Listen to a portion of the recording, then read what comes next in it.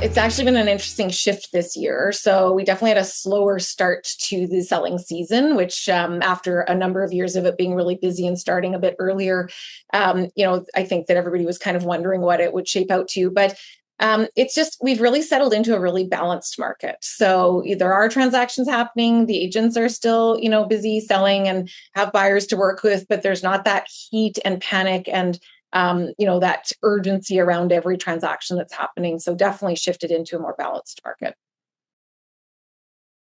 One of the things about real estate is no matter what is happening out there, life is changing for people. And so there's always going to be that core group of individuals that need to buy or sell depending on what life is bringing towards them. So I definitely actually think we've lost a little bit of the fringe business this year. So the people that think they might like a newer house or a change up, they're kind of maybe sitting back a little bit more. So we've lost a bit of that, but we're definitely still dealing, with people that, need a bigger house, need to downsize, blending families, separating families, all of the kinds of things that, really become a need-oriented transaction. And that's always been the case. No matter what happens out there, life continues on. And so we see a lot of that kind of business happening.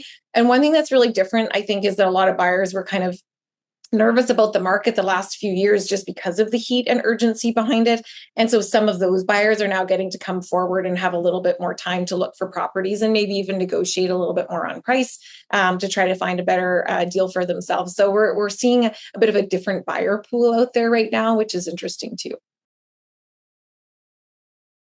I don't think we're going to see a huge shift in the way our market is for a little while now. I actually think we might even see this flow through next year as well.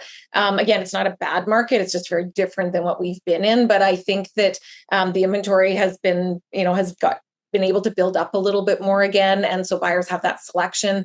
I think for the market to really get moving again, we'd have to see, buyers eat up that inventory. And I don't think we're in any kind of position that we would see that happening right now. So I do think it's a little bit of a, not a long game, but I definitely don't think we're going to see a shift in the market this year by any means. And I'd be surprised if it was a lot different next year as well.